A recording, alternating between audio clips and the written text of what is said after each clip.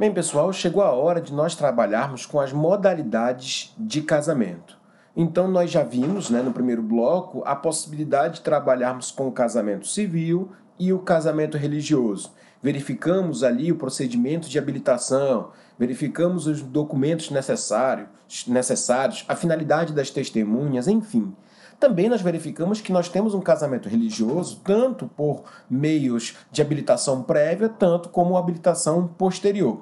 Muito bem. E agora, o que chegou a nós estudarmos? Chegou o momento de verificarmos outras situações especiais que permitem também a celebração do casamento. Tudo certo? Então nós vamos começar a trabalhar e verificar agora algumas modalidades que devem ser de nossa compreensão. A primeira modalidade é o casamento ocorrido em casos de moléstia grave. Então, olha só, olha aqui para mim, para que nós possamos verificar o que é o casamento em moléstia grave. Então, veja só comigo.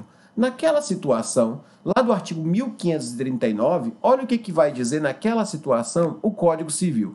Ele vai dizer que, eu vou ler para você, no caso de moléstia grave, perceba só, um dos nubentes ali está com situação de moléstia grave, o presidente do ato irá celebrar onde se encontrar o impedido, sendo urgente, ainda que à noite, perante duas testemunhas que saibam ler e escrever.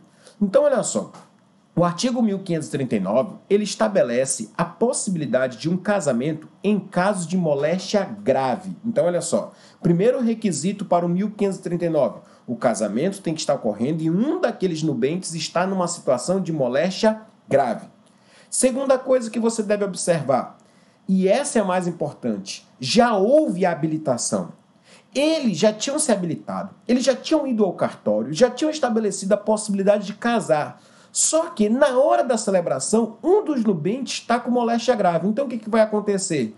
O celebrante, que já estava tudo combinado para casar, ele vai à casa. Eu brinco que é um casamento iFood, é um casamento delivery. Olha só, eu não tenho como ir lá, eu peço o casamento e vem o celebrante. Mas qual é o requisito? Alguém tem que estar em moléstia grave. Então, olha só, pode ser à noite? Sim, ainda que à noite. Então, olha só essa pegadinha, ainda que à noite. E nós precisamos de duas testemunhas que saibam ler e escrever. Então vamos organizar? Olha só, a regra que o casamento seja feito no cartório. Pode ser em outro local público, sim, portas abertas e etc. Já verificamos. Só que há uma modalidade excepcional de casamento. Qual é? Casamento em casos de moléstia grave. Vamos organizar. Eles já fizeram o procedimento de habilitação. Segundo, um deles, você já deve ter anotado no caderno, ele está numa situação de moléstia grave.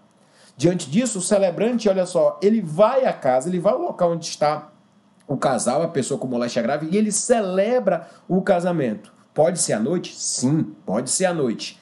E ele vai precisar de duas testemunhas que saibam ler e que saibam escrever. Tudo certo? Então, esse é o casamento previsto no artigo 1539, que é o casamento em casos de moléstia grave. Então, essa é a compreensão que nós temos que ter.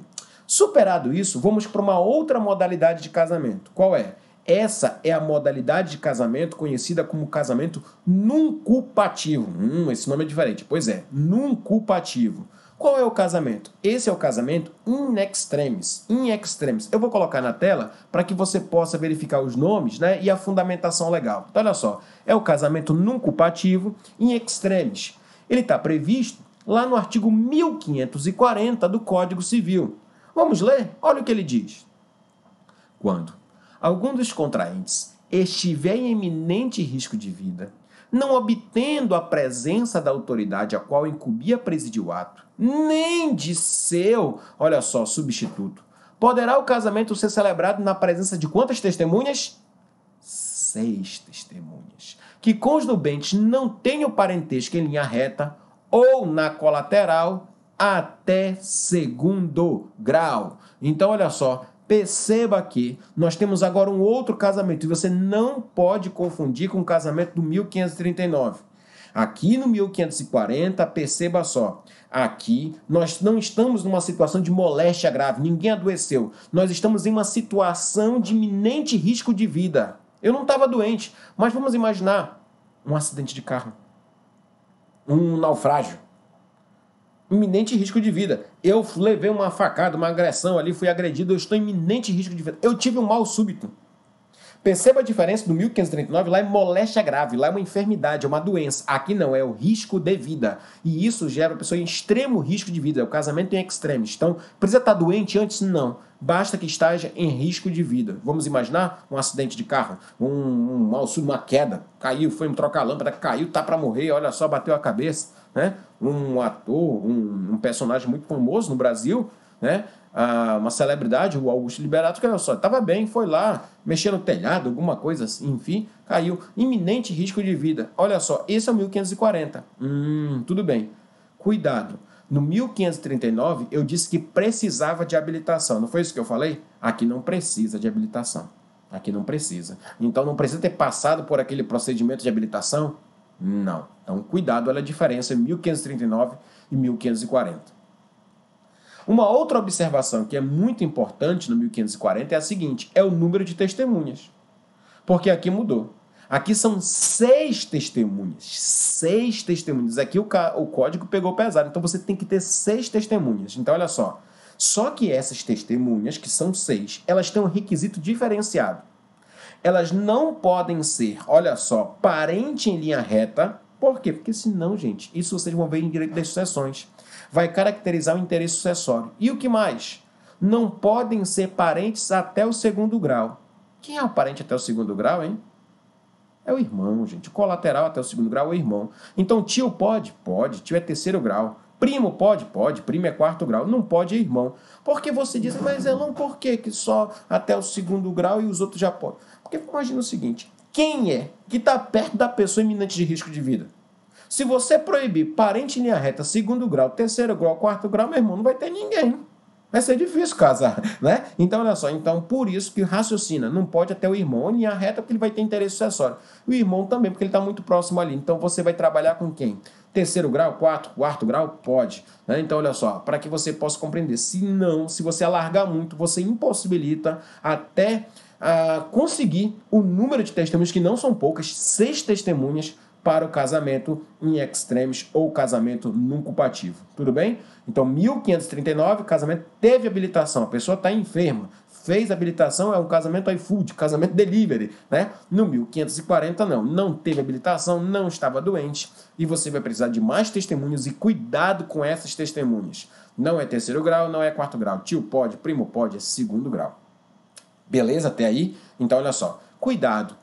Porque esse casamento aqui do nuncupativo, ele tem outros requisitos que nós precisamos trabalhar, tá? E agora eu vou tentar aqui dar uma organizada com vocês em algum procedimento e eu peço que você acompanhe com a gente a continuação da lei, tá? Para que vocês possam verificar o que fala o 1540. Olha o que ele diz no 1541. Realizado o casamento, qual casamento? Esse aqui, que a gente acabou de falar, o nuncupativo. Deve as testemunhas comparecer perante a autoridade judicial mais próxima. Então, qual é a autoridade? Qualquer uma. Não. Do domicílio? Não. Mais próxima. Dentro de quantos dias? 10 dias. Não, a gente vai lá no fim do mês. Não. 10 dias. E elas vão dizer o que para a autoridade? Vão tomar uma declaração. E olha o que ela vai dizer. Nós fomos convocados pelo enfermo. Este parecia em perigo de vida, mas em seu juízo. Então tem que provar. Primeiro, olha só, ele estava para morrer. Mas estava bem? Estava tudo legal. Ele estava pensando sim. E na presença delas, olha só, das 6 testemunhas, declararam os contraentes livres espontaneamente, olha só, receber por marido e mulher. Leia-se aqui marido e marido, mulher e mulher, né? Então, olha só, até porque o STJ já tivemos a compreensão da possibilidade do casamento homoafetivo. Então, isso aqui já está superado. Mas nós temos que fazer uma leitura jurisprudencial. Então, observe só o que as testemunhas têm que falar e têm que declarar quando estiver lá diante da autoridade. Qual é a autoridade? A mais próxima. Qual o prazo? 10 dias. Olha só, 10 dias. Terceiro que nós temos que observar, o que elas vão dizer lá? Vão dizer que foram, olha só, convocadas pelo enfermo. Vão dizer que, olha só, ele estava em risco de vida, parecia. Por que parecia? Porque testemunha não é médico, testemunha não é perito. Então, olha, a situação dele estava séria. Beleza. O que mais que tem que vir dizer? Ele não estava no juízo dele, mas ele estava no juízo dele? Não, estava para morrer. Mas ele estava com tudo funcionando. Estava tudo funcionando. E eles vão dizer o seguinte: declarar na nossa frente que iriam livre e espontaneamente tomar-se por casados. Tudo bem? Então perceba que dá um procedimento. Mas, Elon, você sabe que milagres acontecem, né? E aí você me diz o seguinte: e se a pessoa melhorar? Olha só, vamos começar a observar e continuar o 1541. Atuado o pedido e tomadas as declarações, o juiz vai proceder à diligência necessária para verificar se os contraentes podiam ter se habilitado. Então, olha só, ele vai dizer, essas pessoas aqui que casaram, elas poderiam se casar normalmente? Elas tinham impedimento matrimonial? Elas tinham alguma situação? Não, então elas podiam. Então, na forma ordinária, vai ouvir os interessados e vai, né, dentro daqueles interessados que ocorrerem ali, vai declarar dentro de 15 dias. Parágrafo 2º. Verificada a idoneidade dos cônjuges para o casamento, assim decidirá a autoridade com recurso voluntário às partes. Então, agora a autoridade verificou, analisou se não tinha nenhum interessado ali que irá contra o casamento, verificou tudo isso, vai agora declarar casados e vai até permitir se alguém quiser recorrer dessa decisão. Da decisão, se ninguém tiver recorrido, o que vai acontecer? Vai transitar em julgado e aí o juiz vai mandar registrar no livro do casamento. No livro do casamento. Percebam aí, o código ele dá toda a receita do procedimento que deve ser analisado e desenvolvido pela prática do casamento no culpativo. Então perceba que lá no casamento ocupativo eu preciso de várias questões. Gente, é um casamento sem autoridade. É um casamento sem autoridade celebrante. Então você tem que tomar vários cuidados para verificar. E aí me diz uma coisa só para terminar. Está autorizado, o juiz vai mandar celebrar. A partir de quando vale esse casamento? Do dia que celebraram? Do dia que foram ao cartório? Do dia que o juiz decide? Ou do dia do trânsito e julgado? Cuidado, essa aqui é uma pegadinha muito legal. Olha o que diz o parágrafo 4º.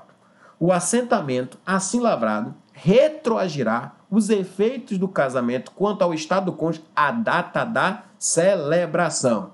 Então, casamento num culpativo, volta para mim. É do dia que eles se declararam? É do dia que as testemunhas foram ao juiz? É do dia que o juiz decidiu? É o dia do trânsito e julgado? É o dia da celebração. Onde é que está isso? No artigo 1541, parágrafo 4º. Parágrafo 4º. Agora é aquilo que eu falei brincando da agora. E se a pessoa melhora? Passou pelo vale da sombra da morte, estava para morrer. Mas o que acontece? Pô, não é que melhorou? E agora, esse casamento, o que a gente vai acontecer? Volta tudo, brincadeirinha, eu não queria casar contigo, estou de volta aqui. O que ele vai dizer? Vamos lá no parágrafo 5º do 1541. Ele vai ensinar para a gente. Olha o que ele vai dizer no 1541. Vou mostrar aqui para vocês, olha só. Serão dispensadas formalidades do artigo antecedente, né? Então, olha só, número de testemunhos, tudo aquilo. Se o enfermo convalescer e puder ratificar o casamento na presença da autoridade competente e do registro. Olha só o que está dizendo 1541. Ai, juiz, tu nem sabe. Vossa Excelência nem sabe. Passei ruim, hein? Tava aperreado. Eu pensei que eu já ia passar dessa para melhor. Mas graças ao meu bom Deus, eu melhorei e eu tô aqui. Então todo aquele procedimento esquece. Eu tô aqui para dizer eu mesmo, tá? Eu mesmo aqui falando, eu quero dizer pro senhor que eu fui lá e disse que tava para morrer. Eu declarei que ela ia ser minha mulher. Eu declarei que ele ia ser meu marido ou minha marida. E eu tô aqui para confirmar tudo que eu disse lá. A autoridade celebrante vai olhar bem. Já que tu dizes, declaro você casado.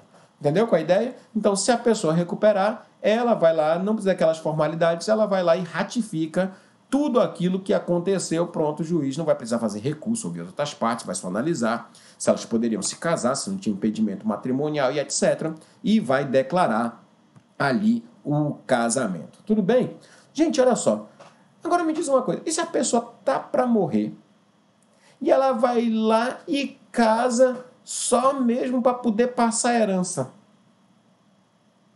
Eu não queria nem casar com aquela pessoa, mas tem gente que vai casar só para virar cônjuge e ali virar herdeiro. Lá em direito das sucessões você vai entender isso. Será que pode? Olha, o STJ já disse que o simples fato de a pessoa casar só para garantir um direito sucessório, ou só para casar para garantir aquela pensão lá do direito previdenciário do cônjuge, olha só, o simples fato de você casar só para isso não macula o casamento.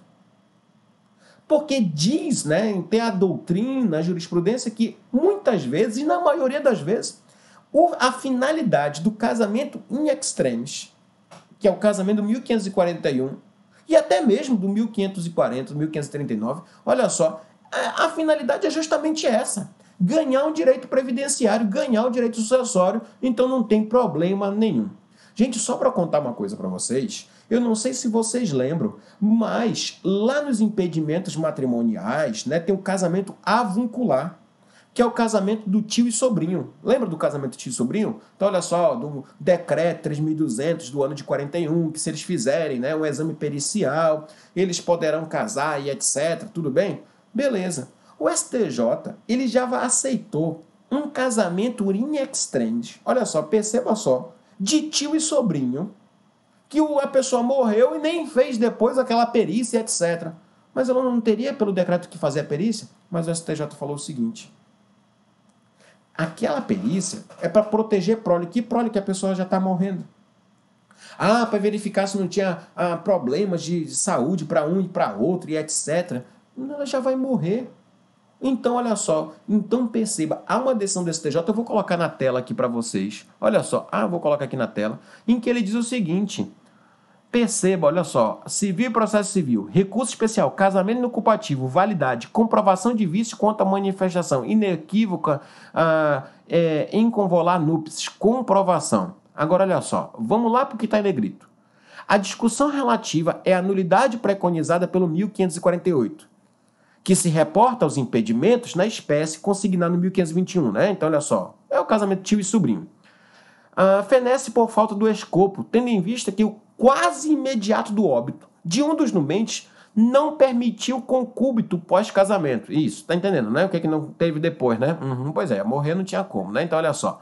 De um dos numentes não permitiu. Então, olha só, não havendo que se falar por em riscos eugênicos, realidade que na espécie afasta a impositividade da norma. Nesse caso, não precisa, né, impor o decreto, porque ele retira o lastro do valor. Olha só, você não pode ficar preso a uma formalidade. Até discuto isso, né? Até acho que não precisaria fazer o exame. Mas vamos dizer, precisa fazer esse exame? Tá, precisa. Mas nesse caso, não, porque não há um risco para a prole, não há um risco eugênico. Então, olha só, o STJ já aceitou o casamento no culpativo, olha só, entre tio e sobrinho, casamento avuncular, mesmo não tendo o laudo do decreto 3.241. Sério? Sério. Por quê? Porque o valor teológico, a finalidade daquele exame não teria nenhum pouso, não teria nenhum fundamento na situação que nós estamos trabalhando.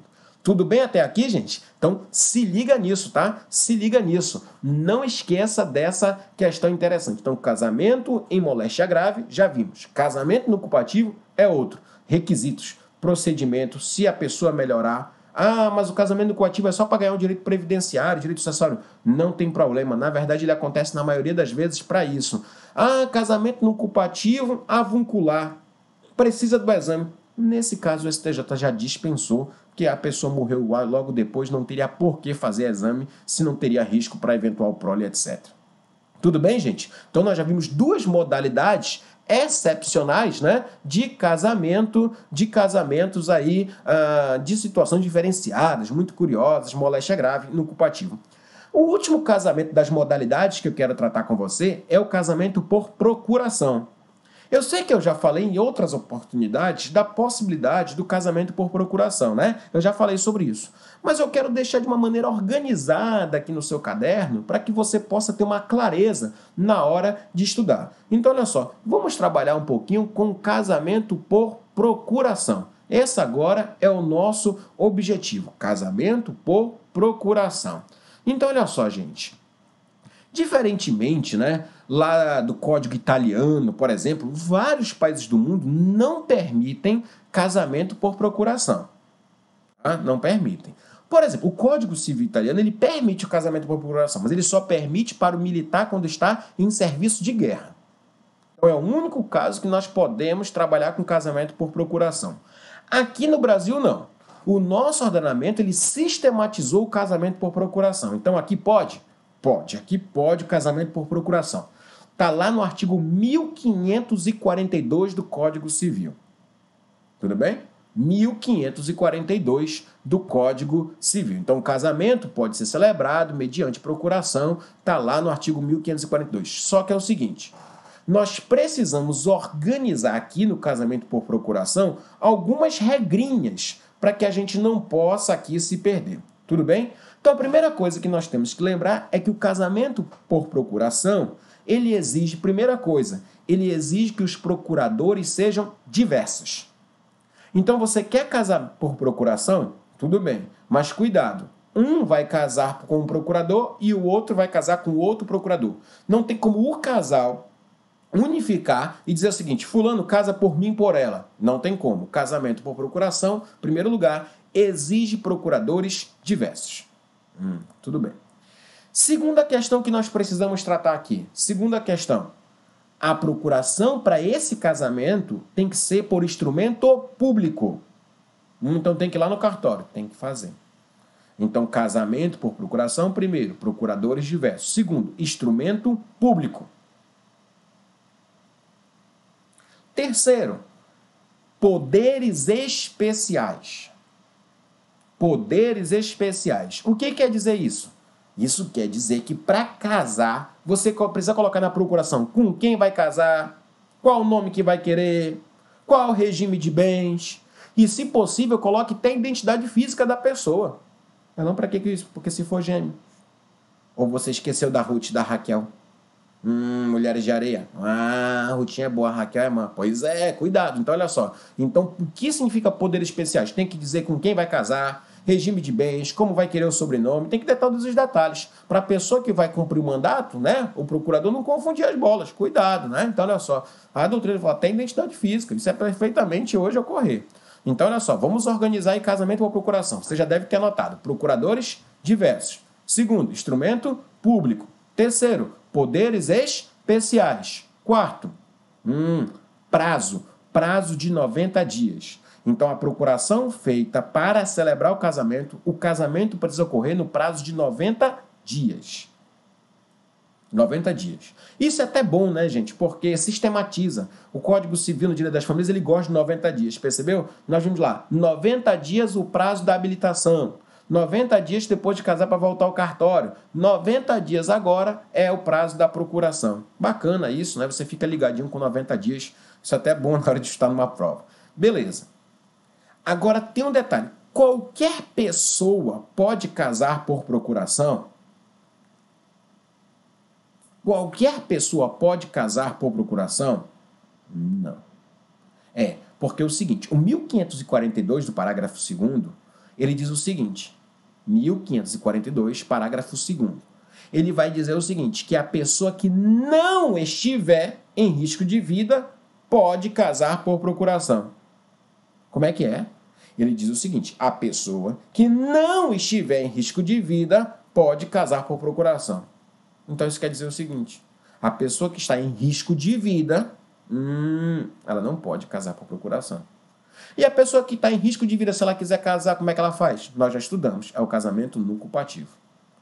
Então qualquer pessoa pode casar por procuração? Não. Pessoa que está em risco de vida não casa. Quem não está, pode mandar a procuração. Rapaz, caiu aí, pode mandar aí, pode. Agora a pessoa que está em risco de vida não pode. Tudo bem? Então vamos continuar organizando.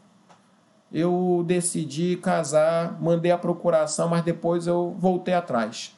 Eu posso cancelar a procuração? Eu posso revogar o mandato? Sim, eu posso revogar o mandato. Então é possível revogar a procuração daquela que eu autorizei para cá, ou depois que eu assino a procuração, já era, não tem mais como voltar atrás. Tem, na vida tem como voltar atrás sim, cuidado. Então olha só, se a pessoa que se habilitou, ela não pode chegar até na hora lá da igreja, na frente do padre, do pastor, e disser que não quero casar, pois é a mesma coisa aqui. Então você pode voltar atrás.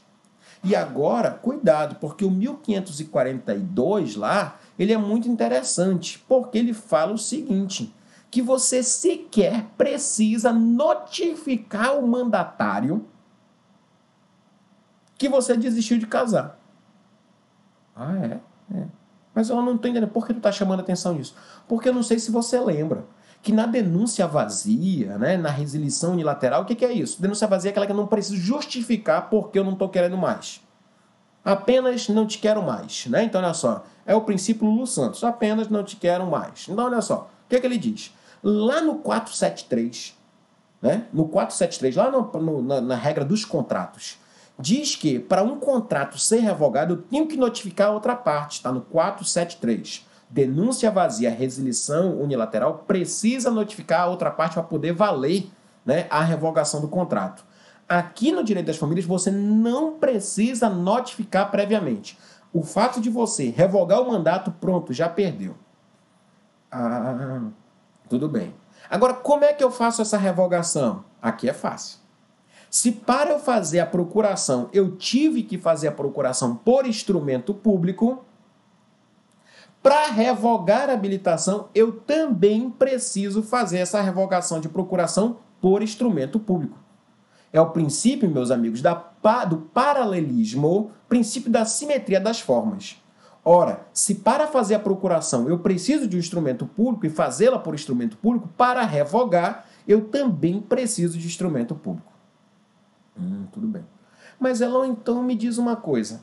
A pessoa foi lá e desistiu. Não quero mais casar. Eu vou revogar esse instrumento. Tudo bem. Me diga uma coisa. Então, para que ela precisa notificar? Já que a notificação ela é dispensável. Porque é o seguinte. Porque o 1542 ele adverte. Se você casa, você expede uma habilitação e não notifica, se o mandatário foi lá e sem saber e casou, você que mandou a procuração, que expediu a procuração por instrumento público e que revogou, mas não notificou, responderá por perdas e danos. Está lá no 1542, parágrafo 1º. Então, olha só. Então, embora você não precise notificar para poder ter validade a revogação, você precisa notificar. Por quê? Porque caso ocorra o casamento sem que aquelas pessoas saibam que você revogou, você pode responder por perdas e danos. Ah, entendi. Então, qual é a finalidade da notificação prévia? Afastar a responsabilidade civil. Tudo bem. Mas ela me diz uma coisa. A pessoa foi lá e casou. Não sabia, né, que era para ter cancelado, não sabia que tinha sido revogado, foi e casou. O que você pode fazer? Aqui é um cuidado, tá? Aqui você pode anular esse casamento, né? Isso está no artigo 1550, inciso 5. Você pode anular esse casamento que foi celebrado sem o seu querer, sem a sua vontade. Artigo 1550, inciso 5, no prazo de 6 meses. Uma ação declaratória para anulatória, né? Uma ação anulatória de casamento, prevista lá no artigo 1550, inciso 5, o prazo é de 6 meses, tudo bem? Depois, lá na anulação de casamento, eu vou criticar, né? Porque tem uma exceção que não caberá anulação se tiver, né, coabitação e etc. Eu acredito que isso é absurdo. Eu concordo com a professora Maria Berenice Dias, quando ela diz que você não pode, né? Porque diz lá, se você foi lá e depois decidiu casar com a pessoa, não posso agora, depois ter uma relação sexual, uma coabitação, porque senão eu ficaria impedido de anular esse casamento. Gente, passou-se o tempo que sexualidade e casamento andam juntos. É possível casar com uma pessoa e ela não ser a pessoa da minha cama. Por vezes razoável. Isso aí, o casamento é muito amplo, é muito mais que uma relação sexual. E você sabe que hoje as pessoas querem ter uma relação sexual, mas não querem o casamento. E então você obrigar e impedir a pessoa de anular o casamento porque teve uma relação sexual, né? Isso deixa eu verificar aqui para vocês, né? O artigo aqui do 1500, aqui do Código Civil, que vai falar exatamente isso que eu estou dizendo para vocês, da impossibilidade, né, de você anular o casamento porque na situação a pessoa teve, né, uma relação afetiva. Então, olha só, esse vício do casamento não poderá ser discutido. Então, olha só, essa questão ela é muito irrazoável dentro daquilo que nós estamos verificando aqui. Deixa eu ver até se eu encontro aqui para você, né, o fundamento legal disso, para que a gente já possa até deixar aqui mais preparado, a aula nessa questão. Ele vai dizer, por exemplo, né, lá no código, deixa eu só verificar aqui para vocês, para deixar bem informadinho, ele vai dizer lá, só verificar,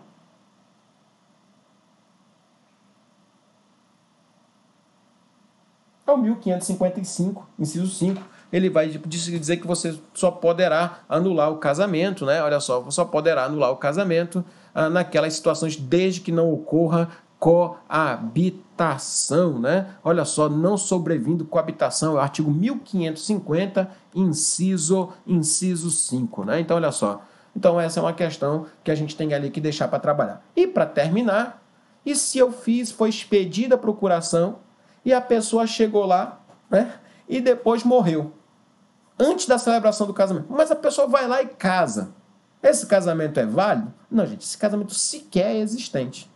Porque eu não sei se você lembra, mas lá no artigo 682, né? Lá no artigo 682, inciso 3, ele diz o seguinte, lá no artigo 682, inciso 3 do Código Civil, ele vai dizer que uma das causas de extinção do mandato, né, é a morte. A morte do mandante, ela extingue o contrato de mandato. Eu vou colocar aqui na tela, gente, um resuminho do casamento por procuração. Tem várias observações para que a gente fique ligado. Então, olha só. Casamento por procuração, né? Você dá um pause aí para poder confirmar, mas olha só, tem que ser por procuradores diversos, instrumento público, tem que ter poderes especiais, qual vai ser o sobrenome, regime de bens, identidade física da pessoa, qual o prazo da procuração? 90 dias. Quem está em risco de vida não pode casar por procuração. Eu casei e agora eu quero revogar. Pode revogar? Pode. Precisa notificar previamente a pessoa? Não. No momento que você revoga por instrumento público, já não pode mais casar. Mas lembre-se, você deve notificar para evitar uma responsabilidade civil de perdas e danos. E se a pessoa foi lá, né, e casou sem saber que você tinha revogado a procuração e etc. O que vai acontecer com o casamento? Ele é anulável. Você tem um prazo de 6 meses, né? Lá no artigo 1550, inciso 5, desde que não ocorra a coabitação, e nós já colocamos as nossas críticas aqui sobre isso, até mesmo por uma leitura que deve ser separada hoje da relação matrimonial, compromisso matrimonial afetivo para o compromisso, um interesse sexual. Isso poderia até você virar uma chantagem, né, da pessoa. Você sabe que você pode chegar no momento, às vezes, ter uma relação sexual, um ato muitas vezes irracional e etc., que não tenha a amplitude dos efeitos. É absurdo o Código Civil impor, né, um efeito tão sério à pessoa, que é a impossibilidade de anular um casamento por uma questão de uma coabitação sexual. Então, gente, nós vimos aqui nesse bloco uma modalidade de casamentos específicas: casamentos por moléstia grave, casamento nuncupativo, casamento por procuração. Tudo certo, minha gente? É isso que a gente queria deixar aí para vocês. Fica ligado. Valeu!